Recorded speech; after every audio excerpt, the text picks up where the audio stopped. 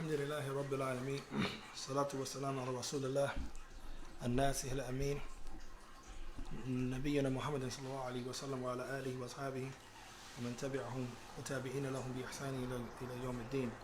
Amma ba'd. This is part 2 bi'ithnillahi ta'ala to our series dealing with what is the Fahm al-Salaf, what is the understanding of the Salaf, and what does it mean. As we said, and we have posted up, alhamdulillah, these videos will be pop-up videos. So they are not like mandatory for you to watch as they go on live, but you can if you want to tune in, but you can refer back to them. I suggest that you do. I'm going to follow up each video with a PDF, bi'ithnillahi ta'ala.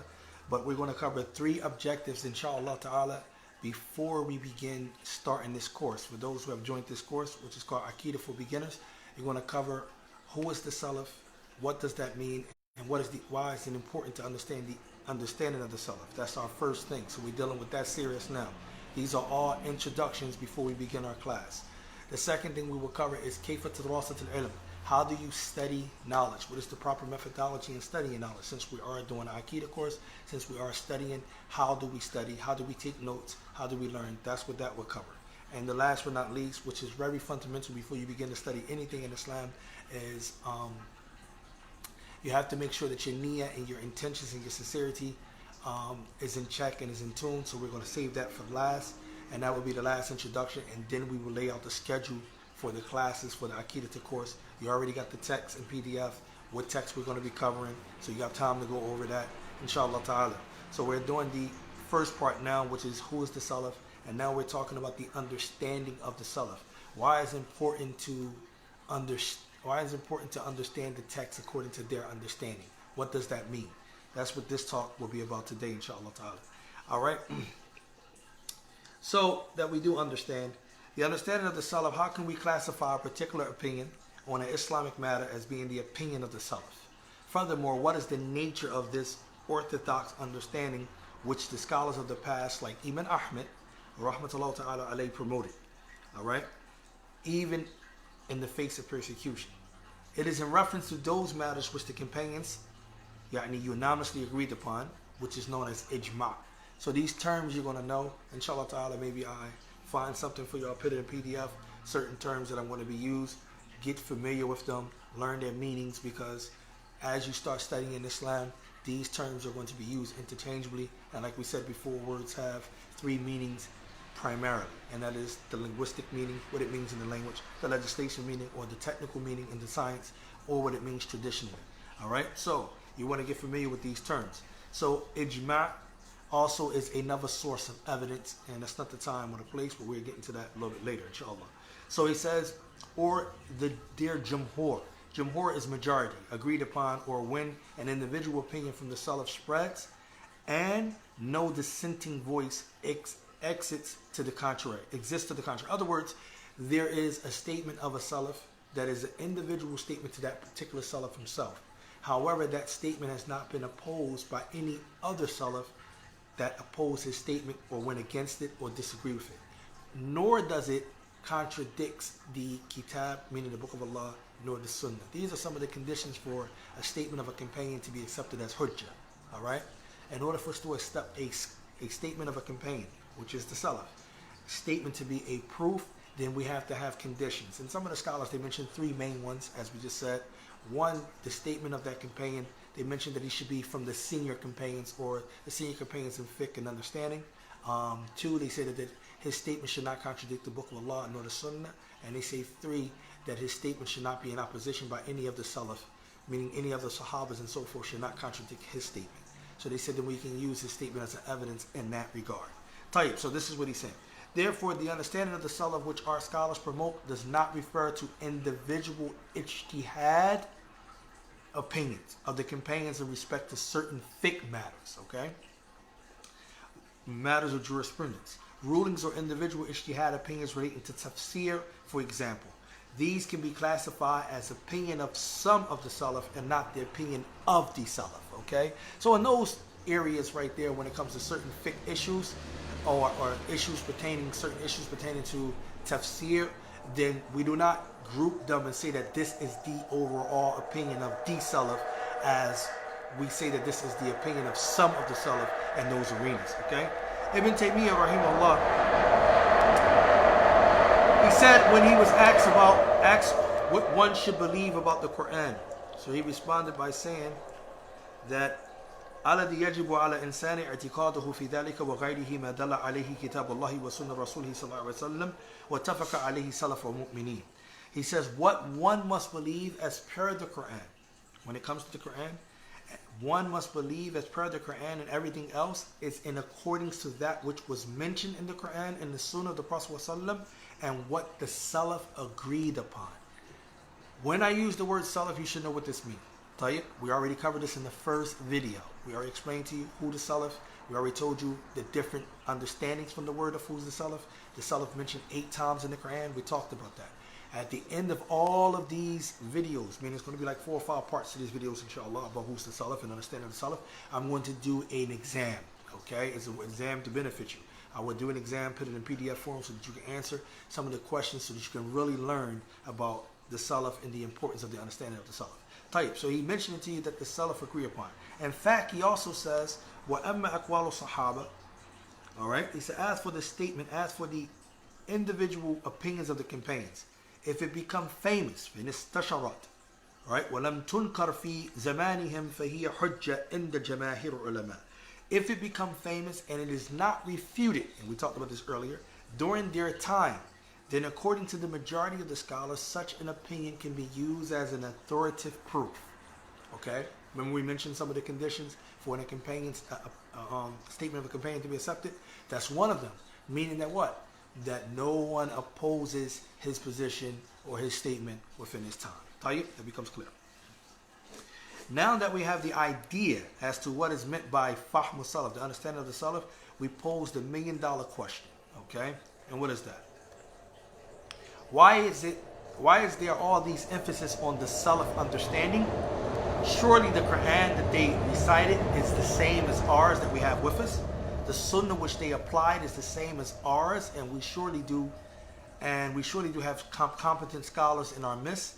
So why this insistence on their understanding specifically in the 21st century? Why do we need their understanding? Okay, it's important. Why? It's a $1 million question. We do have the same Quran they have. We have the same Sunnah that they apply, and we do have capable and comfortable, knowledgeable scholars. So why do we still need to refer back to the opinions of the Salaf? Right? This is a real serious question, because a lot of people, they like to throw out doubts and make you think that you don't need the understanding of the Salaf, and they try to say that now in the time that we in, there are issues that have arisen that weren't during their time, and we have to think of new solutions and new ways to combat that.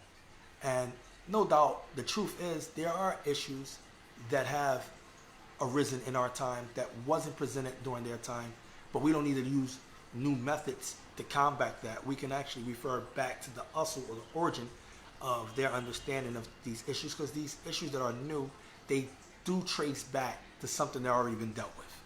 They have an ideology or something like that that actually stems back from what already has been dealt with from the Salaf, so we can refer back to that. And it's important for the talib al-ilm, the student of knowledge, the one who reached the level, alhamdulillah, of a higher level in talib al-ilm, to go back and research the works of the Salaf, and inshallah ta'ala be able to try to delve in and find out what they actually said. Okay? Let us first agree that ikhtilaf, or difference of opinions, is a sunnah kawniyya. Alright? When we use the word kawniyya means universal. When we say kawn, we're talking about the universe. Alright? When we say sunnah kawniyya, we're talking about the universal way. Alright? Universal law that has taken place and will continue to take place until the end of time. What is it saying? What is he saying here?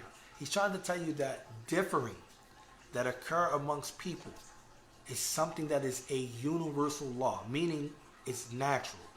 It's something that happened since man was created, and is going to continue until man is gone. Allah Azza wa Jalla has a verse in the Quran where he mentions that. He said, لا يزالون مختلفين إلا من رحم ربك, or رحم الله. Allah Azza wa Jalla says in the Quran that you will not cease to differ. You will not cease to differ except for him whom Allah has mercy upon. So it becomes clear to us that what? One, that's natural. Differing, ikhtilaf, occur amongst people is natural. That's why he said it's sunnah kawniyya. All right, and that ayat shows you that you're going to continue to differ, except if Allah have mercy upon you. All right, that's natural, right? Sometimes this difference of opinion is acceptable, and at other times it may drive a person to the fire. One of the chief reasons why people differ and thus go astray is due to their different understandings of a text. Now I want you to understand something very important he's getting ready to go into here. He's trying to tell us that when it comes to the text of Islam, all right, the mansus or the nas, when it comes to the text of Islam, then there are iktilaf which are permissible, and then there are iktilaf which isn't permissible. So I'm going to give you an added benefit here. There are 3 points when it comes to iktilaf, the 3 types of iktilaf when it comes to understanding the text. When I say text, you should know I mean the Book of Allah or the Sunnah of Muhammad sallallahu alaihi wasallam. Tayyib. So there are 3 differences or 3 difference of opinion or iktilaf or disagreement when it comes to. 2 of them are permissible and 1 of them aren't. All right, or 1 of them isn't. The 2 that are permissible. The first is what we call ikhtilafu tanawwu'. This is the type of differing that occurs due to the rarity of the text. You might have one text saying this, you might have another text saying this, you might have another text saying this, and you have to harmonize, make jam. All right, and this takes a caliber or a pedigree of a scholar to reach this level, to be able to make jam between the different texts or nusus to come to a conclusive conclusion and a beautiful understanding. This type of iktilaf is permissible. One scholar might see a text and due to the various different positions, different routes or different things of the text, come up and make jam and come with a conclusion. This type of iktilaf is not harmful and it's something that is permissible. The other type of iktilaf, different of agreement, is what we call ikhtilaful fahm. Important. Ikhtilaful fahm. It is possible that 2 people can read a text, whether it's from the Book of Allah or whether it's Sunnah of Muhammad sallallahu alaihi wasallam, and get a total different understanding. They call this the disagreement of understanding. This is permissible. It's possible that Allah have endowed some people with certain hikmah, certain knowledge, and certain understanding that He haven't given the other individual. So that one scholar might see the text and he might derive this benefit from it. He might make istinbat, all right, which is another form of using for the person who's a mujtahid, the tools of the highest level one you can reach, when you're a person who can delve into the evidence and you can extract and you can weigh them and you can make jam and do certain forth like that. Alhamdulillah. So in this case, a person might understand one text this way and one text this way, all right? These 2 that I just mentioned are permissible types of disagreement, all right? They're permissible. Now, the 3rd type we want to mention to you is under no circumstances is allowed nor is it permissible. They call this ikhtilafu tadad. Ikhtilafu tadad, they say that is the ikhtilaf that's in opposition, all right? Meaning based off of contradictory reports. There is a fundamental principle that all of us must know, that the Quran does not contradict the Quran, as Allah Jalla wa Ala says, أَفَلَا يَتَدَبَّرُونَ الْقُرْآنَ وَلَوْ كَانَ مِنْ غَيْرِ عِنْدِ اللَّهِ لَوَجَدُوا فِيهِ اخْتِلَافًا كَثِيرًا في Surah An-Nisa. Allah said, do they not reflect or think deeply about the Quran? Have it been from other than Allah, they would have found many contradictions. Another principle is that the Sunnah does not contradict. Pay attention now. The authentic Sunnah of the Prophet ﷺ, which covers 3 main things, okay, and have different meanings with different groups and different sciences. But here we're talking about the Sunnah, meaning the statements of the Prophet ﷺ, the actions of the Prophet ﷺ, and the silent taxal approval, meaning something that was done during his time in front of him in his presence, and he did not censor it. He did not say anything against it. Okay, in that case, it became permissible to do that. It was approved. This Sunnah, all right, if it's authentically attributed to the Prophet ﷺ in either one, 3 of those ways, then we know that Sunnah can never contradict the Quran. You will never find a hadith contradicting the Quran. Not possible. Do you understand that? The Quran doesn't contradict itself. The Sunnah doesn't contradict the Quran. Do you get that? This is clear. This is wadi. These are principles that we must know. Now, in light of that, understanding that, when we have iktilaf based off contradiction, where it's based off of differing, where you have ilm wal dhann. All right, you have absolute knowledge of conviction of the text, right? Meaning the Quran and the Sunnah, and then you have dhann, where someone is, they don't really have absolute evidence for what they're saying. They're basing this more so on speculative, more aqli than anything, more than text, more than naqli, more than the textu, and then we understand it's different. This type is not permissible. All right, so we have that understanding. It's saying, that's why he said some of it might at times lead a person to the fire. Okay? Imam Ibn Qayyim, rahmatullah ta'ala alayhi, he says, what was it that caused the Qadariyah? And he's going to mention some of these different sects. I'm not going to go into who these sects are. That's not the time or place for this, inshallah ta'ala. Hopefully when I put the PDF together for you, following this video, you will see it. Those different sects and who they are and stuff like that. He says, what was the cause of the Qadariyah or the Murji'ah or the Khawarij or the Mu'tazila and the Jahmiyyah and the Rafida? These are all different names of different deviant sects or sects that have went astray. And when we say deviant sects, I know a lot of people say that's a harsh word. No, in reality, what they did is they have split from the body of the Muslims. And when we say the body of the Muslims, they have split from the understanding of the actual Salaf. They don't look and view the text like the companions viewed it, like their students viewed it, like their students viewed it, and like those who followed their students viewed it. They viewed it actually totally different from that. You understand? So it became a deviant way. They have deviated away from that. So he says, what was it that caused them to do this? Why did they go astray? Why did they deviate? He says, Ibn Qayyim, he mentions here, and the rest of the deviant says to deviate other than fahmu su. Okay, what they call it su fahm. What they call it su fahm. In other words, misunderstanding or poor understanding or bad understanding of what was intended by Allah and His Messenger. You understand?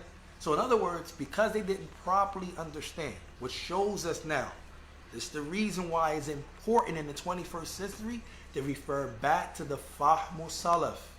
You get it now? You understand why he's saying this? It's important. Why? Because how else are you going to get proper understanding? Just because you know Arabic doesn't give you proper understanding. Just because you know Quran doesn't give you proper understanding. Just because you can read and comprehend what you're reading doesn't give you proper understanding. When it comes to the text, they are tawqifiyah. They are restricted. Do you understand? So in other words, Allah and His Messenger have to have a systematic way that it be understood. Okay? Quran explain Quran. Sunnah explain Quran.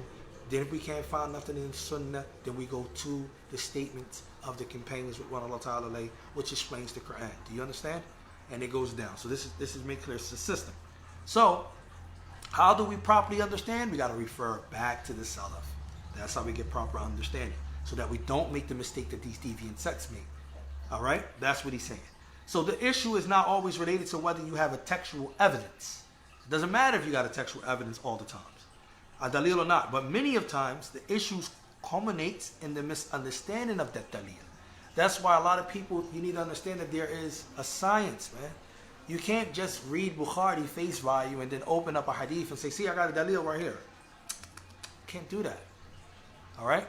That indicates to anyone who has knowledge that you don't have knowledge, that you're adam faham, that you don't have proper understanding. Because you read a face value hadith. Number one, the hadith is in Arabic, it's not in English. But you read a hadith, whether you got the translated version or not. And you open up the hadith and you use the hadith as a dalil. You should have known that there is a bab in usul fiqh that explains istidlal. Okay? That bab shows us how do we use something as a dalil. Is it permissible? Can we use this verse to be a dalil? Can we use this hadith as a dalil? Can it be used as a text? We have to go back now to the Fahmu Salaf. Did they use that verse for that? Did they understand that verse to be used for that? Did they understand the hadith to be used for that? You see it? So it still goes back to a marji'. It has to still return back to the Fahmu Salaf. So you can't just do what you want to do. Why such authority? It's going to answer this question. But the question still stands. Why should we lend this level of authority to the Salaf? There are several features that were inclusive to them, including the following. The way in which they received the deen. All right? No one can dispute this. We weren't there with the Messenger of Allah. We didn't fight wars with him. We wasn't there when Jibril came down. We wasn't there when the revelations and we weren't. No one can dispute the fact that the way they received the deen, no one can dispute that they beat us and they're exclusive to that other than us. So this gives them a haqqa, basically. their entitlement.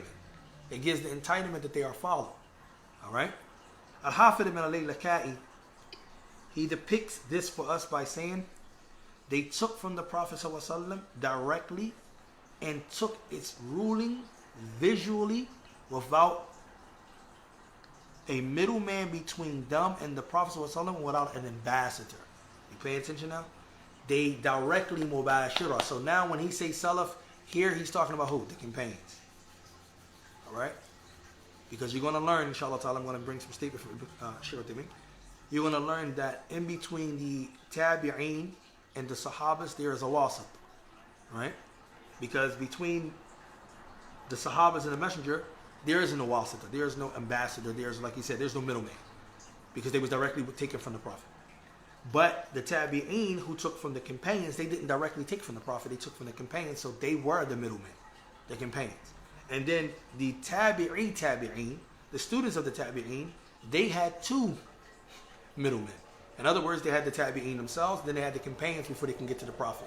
You understand what I'm saying? So basically, that's pretty much how it goes. Then how could that go down the road? Tell you, the rate they received. So Imam al-Lakai is giving us a benefit. He's saying that one of the strongest things why we should consult with them is because they took directly from the Prophet ﷺ. There was nothing in between them. There was no middleman who passed it to this. They took directly from him. All right? That they internalized these teachings with the same purity in which they were revealed without any creedal deviances touching them in the least. For the majority of these deviant ideas only appeared afterwards, not while they were there. They only appeared afterwards. And even when the slightest opportunity for deviancy would arise, the Prophet ﷺ would personally set things straight. Thus, when he saw it in the hands of Umar the scrolls from the Torah, he said to him, what?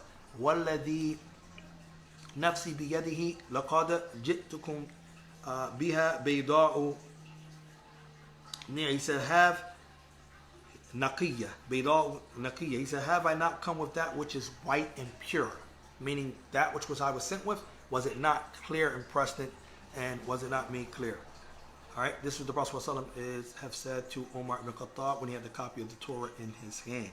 He said, by the one in whom my soul is in his hand, he swore by the one when the Prophet ﷺ swore. He said, لَقَدْ جِئْتُكُمْ بِهَا, indeed I have come to you with something that is white and pure. In fact, the companions themselves, like Ibn Abbas would say, how can you ask them about things when the book of Allah, which is the latest divine communication, is with you? In other words, how can you refer to the people of the book at this time when you already have the book of Allah being revealed, or the book of Allah is with you? How can you?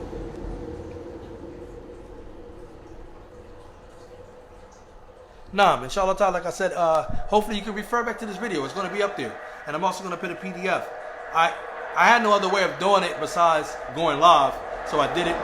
And like I said, I didn't expect anyone to just tune in, but if you can't. But go back and refer to it. We'll be up on the group, inshallah ta'ala. I just wanted to not take too much time. I do want to get to the actual starting of the course, so I got to do these preliminaries or introductions, inshallah.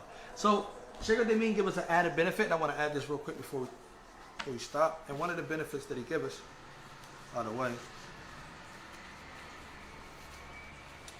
is he gives us a principle that we must understand. All right? It's a debate whether or not you can use the tafsir of the tabi'een, and that's not an argument. That's not what I want to bring up here. But that's the reason why he brings up this principle. And I want you to adopt this principle. And if you can, try to refer back to this principle and lock it down. Beautiful principle. All right?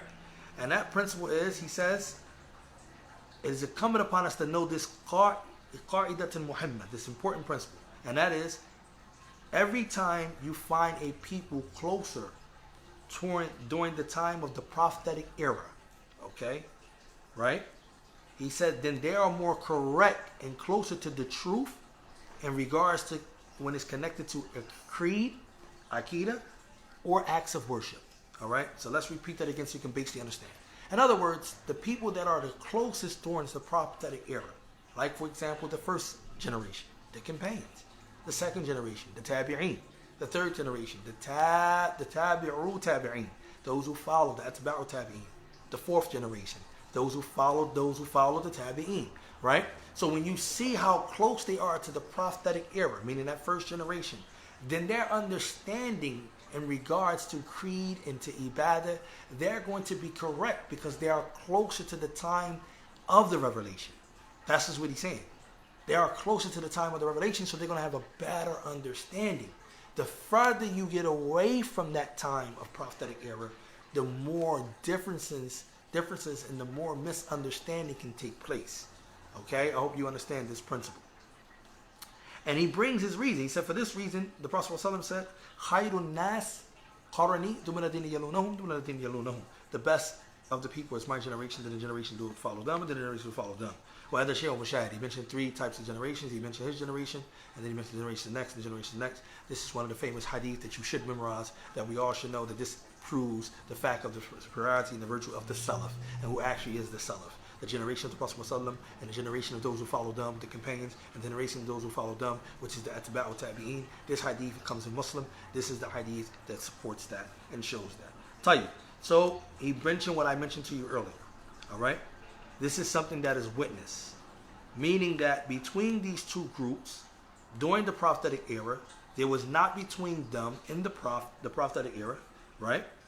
Except a intermediary, a middleman, or a something little in between. So between the tabi'un, those who followed the companions, there was only one middleman. That was the companions. Like I told you earlier. And then between the atba'u tabi'in, there were 2 middlemen. Right? There was the tabi'in, and then it was the companions, then it was the Prophet. So and then halum majorah, like that. Hakada, goes like that. Alright?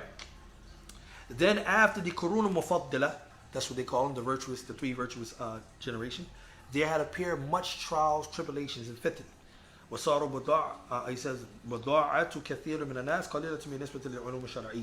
so what have occurred that a lot of people, because of that, you've seen a large group of people who weren't closer to that prophetic era, they made most of the stuff. Okay? They made most of the stuff. Now, inshallah. And let's finish this up real quick. You can refer back to, like I said, you can refer back. Anything that is not legible or understandable what I'm saying, please rewind.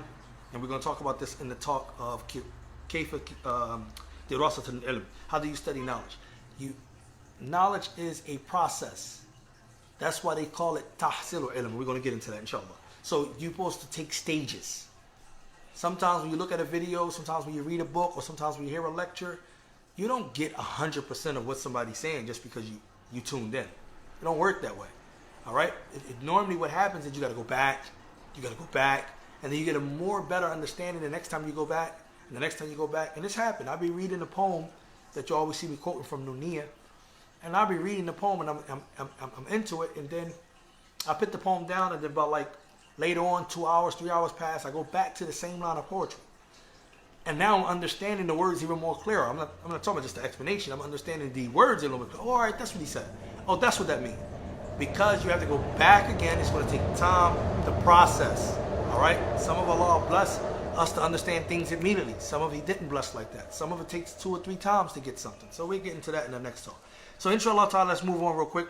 He says here, the second thing we need to take in place that gives them the entitlement, that we need to refer to them as the authority, and their understanding is their enthusiasm for knowledge.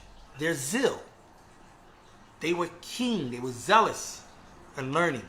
And their zeal was unparalleled. In other words, no one can match their zeal. Ibn Mas'ud, radiyallahu ta'ala anhu, the noble companion, he mentioned about this. He says, Wallahi, alladhi la ilaha ghayru, ma anzala surata min kitab Allah, illa ana a'lamu, ayna unzilat, wala unzila ayata min kitab Allah, illa ana a'lamu, fima unzilat, wala a'lamu ahadan a'lamu minni, bi kitab Allah, isatubaglighuhu iblu, la taraktu ilayh. Pay attention to the statement of Ibn Mas'ud.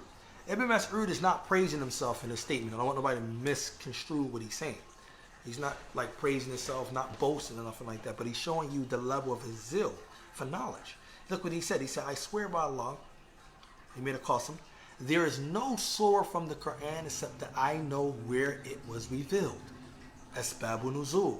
I know where it was revealed. Nor is there a verse from the Quran except that I know why it was revealed. Alright? He said, and if I come to learn of a person who was more knowledgeable Then me, with respect to the Quran, I would travel to him if I am able to do so. This is tremendous on so many levels. The first level why this is so tremendous is number one. Ibn Mas'ud is managing to show us that what? Right? That the importance of understanding why the verse was revealed. He's showing us the importance of Asbab al-Nuzul, the importance of ilm, to study, to acquire knowledge. He says, I swear by Allah, there is no surah from the Quran except I know where it was revealed. When it comes to the surahs of the Quran, they are divided into two sections. You have that which is called Makkiyan, and you have that which is called Madani. Makkiyan and Madani are two different things. It don't have to be in the location of Mecca for it to be Makki. It don't have to be in the location of Medina for it to be for Madani. It don't have to. It depends on the time period of that time it was revealed, and it doesn't depend on the location or the makan of when it was revealed. Tayyib? That's an added benefit. When you get into tafsir, you'll know some benefits of that. But look what he's saying. He's showing you how diligent he was. Tayyib? He says next. Look what he says next. He says, and there's not a verse that was revealed except that I know it. So we have to ask ourselves, are we really in tune with the book of Allah? I know I'm deficient. Are we really in tune with the book of Allah? Do we know why a verse was revealed? What surah was revealed? Like, do we take our time out? Look at the king, right? He says, and then if he found somebody more knowledgeable, he wasn't jealous. He wasn't envy. He didn't warn against him. He didn't stay away from him.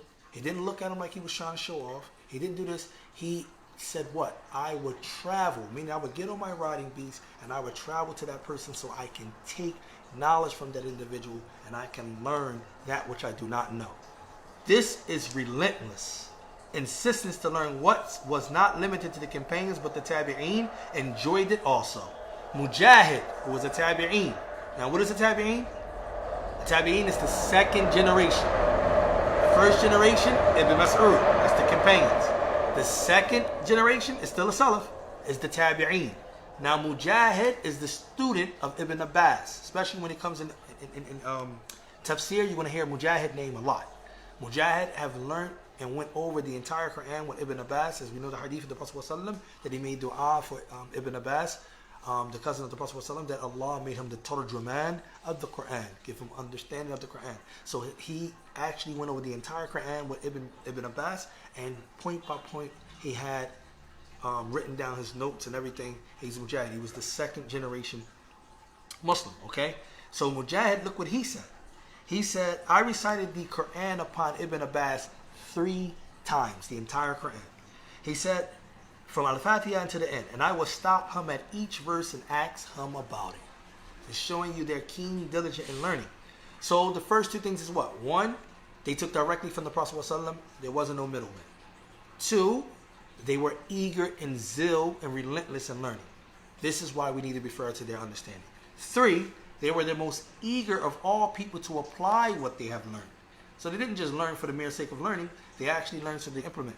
The Prophet ﷺ is reported to have said, there was no prophet whom Allah have sent in the past except that he had companions and disciples who applied the sunnah of their prophet and obey his commands. Then after them will come a people who will say what they do not apply and apply what they were not commanded to apply.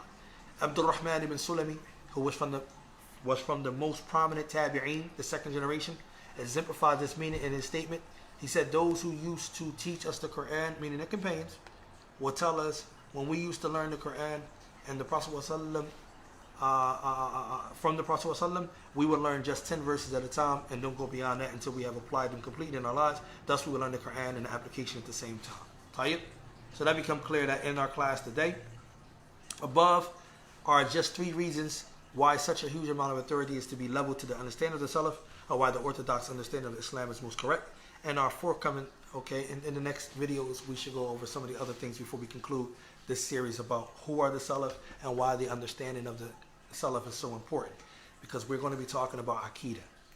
And Aqidah is very paramount. Actually, it's fiqh akbar. And you're not going to talk about Aqidah unless you need to refer back to the understanding of the Salaf. It's really get intricate subjects that's going to go into Aqidah because we're talking about the belief system now.